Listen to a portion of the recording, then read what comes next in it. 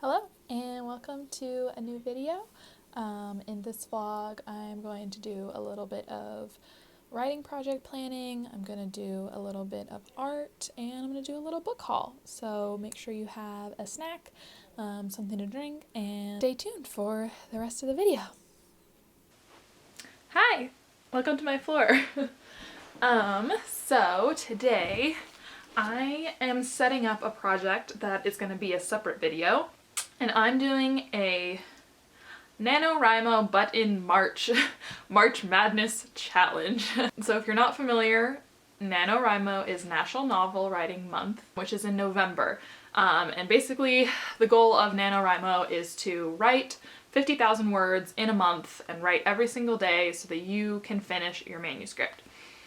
I always try to do Nano, but I have yet to accomplish it. So I'm going to be making my own version for the month of March, and I'm just going to call it March Madness because why not? And the point of this is really twofold. I want to finish my first draft of my novel I'm writing. Maybe I'll talk about that in the video itself. The second part of this goal is that I want to build a writing habit, and so I'm really only going to challenge myself to write for 30 minutes a day, and that might not be a lot of time, but right now I'm not writing at all every day.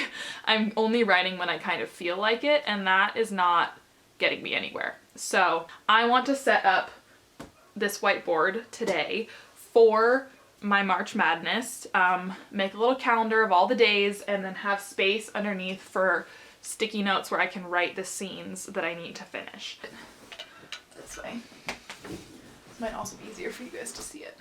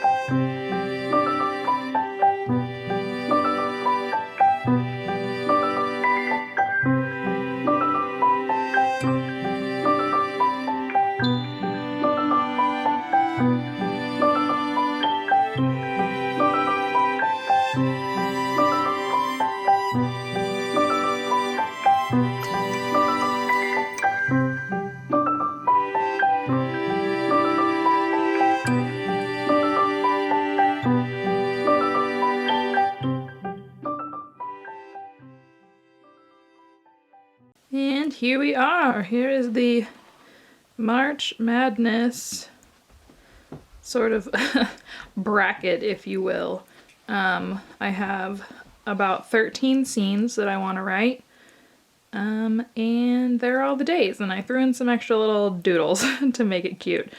And yeah, I'll color in each day as I go, cross it off, not sure yet, but that's the plan.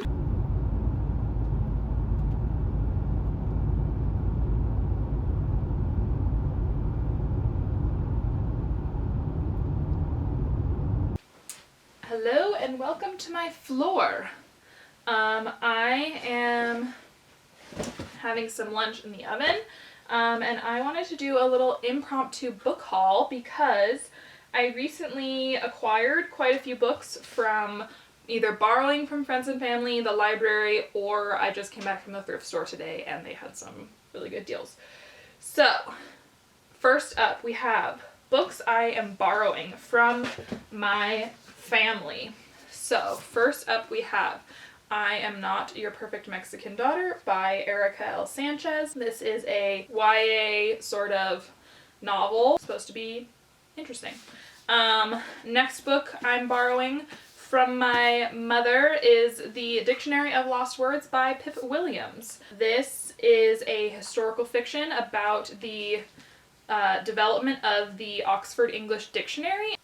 It kind of goes into like who decides what words go into the dictionary and, societal kind of systematic things, but my mom will not stop talking about this book, so I'm excited to read it as well. And then the last one I'm borrowing from her is Caste, Origins of Our Discontents by Isabel Wilkerson. This is a nonfiction sort of societal deep dive, and so I'm not sure how quickly I'll get to this book because I know it is quite a beast to get through, but I'm definitely intrigued to read it. It will get read at some point this year. The next two books are books I bought or was gifted. Starting with the book I bought, I was recently in a larger city and they had a Target, and I checked their book section and they had Taylor Jenkins Reid's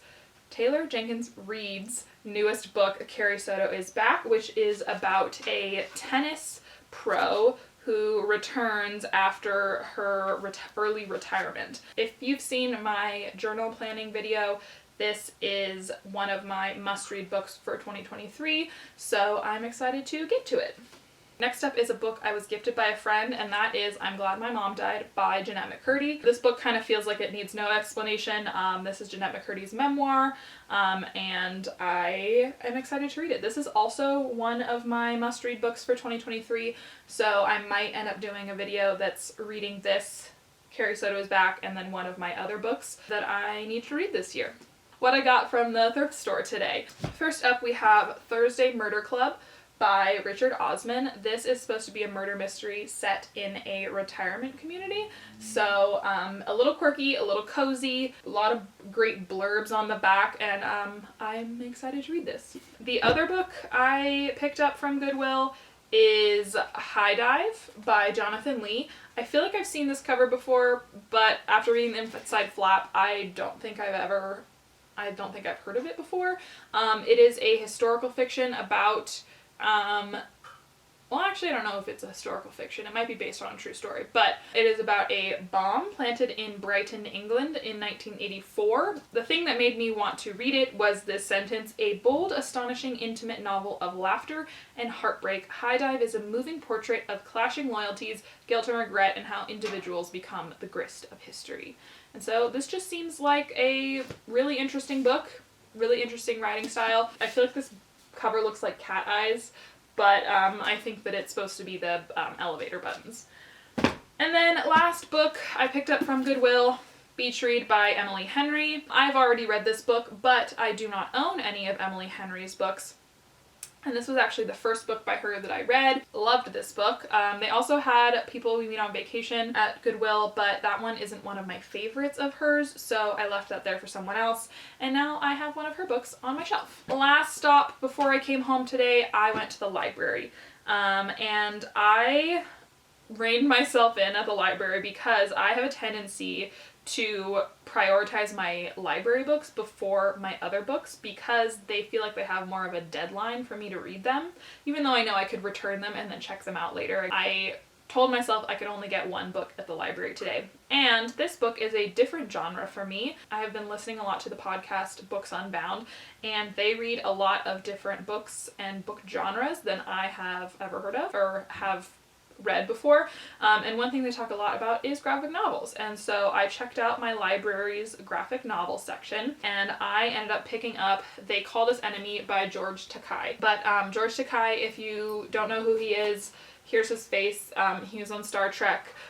He's quite a famous Japanese member of Hollywood, both an actor and a writer. But this is his graphic novel memoir about growing up as a Japanese American child when the internment camps were established in California. And so I am excited to read this as my first sort of foray into graphic novels. This is a pretty tiny little book. I figured this would be a good place to start. And an interesting, you know, memoir, life story. Those are the 9 books that I have added to my stacks recently. They might not all stay on my bookshelves. Some of them might go back to my mom. Some of them might not stay. Those are all the books that I have to talk about. And with that, I will go eat some lunch. My mascot. Yeah, go buddy. Hello! I wanted to check in because last night I finished They Called Us Enemy by George Takei. And in the book, he says how to pronounce his last name.